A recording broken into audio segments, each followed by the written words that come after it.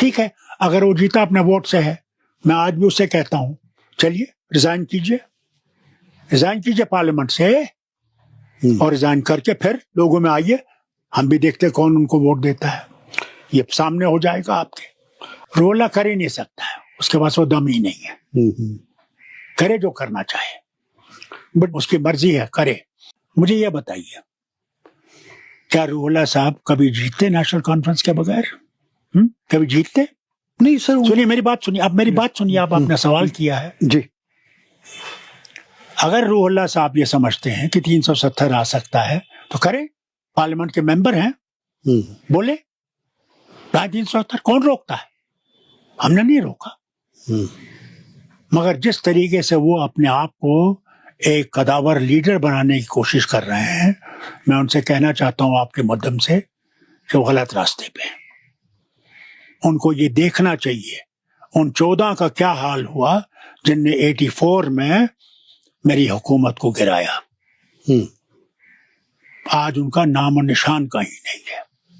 یہ جماعت جو ہے یہ ان کی ہے جن کے پاس جوتا نہیں تھا، ہمارے ہاں اس کو گھاس کے جوتے کو کہتے ہیں پل ہور، وہ نہیں تھا، پاجامہ نہیں تھا۔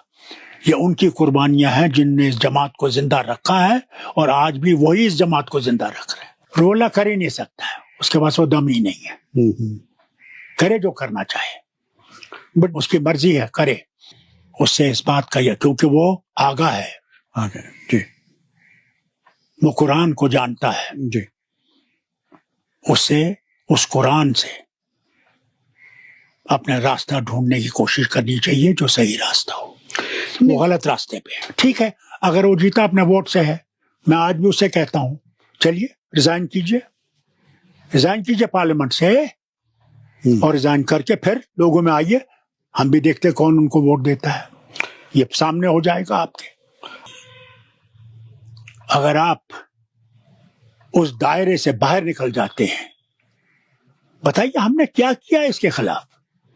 ہم نے کون سا قدم اٹھایا جس میں اس کو یہ لگتا ہے کہ ہم نے اس کو اگنور کیا؟ یعنی یہ دیکھیے، الیکشن ہوا بڑگام میں، جی، کیا اس کو اس وقت جماعت کا ساتھ نہیں دینا تھا جس جماعت نے اس کو کھڑا کیا؟ کیا نہیں دینا تھا؟ دیا اس نے پولیٹیکلی کیا دیا اس نے؟ اس کو اپنی کانشنس کی طرف دیکھنا چاہیے، کیا دیا؟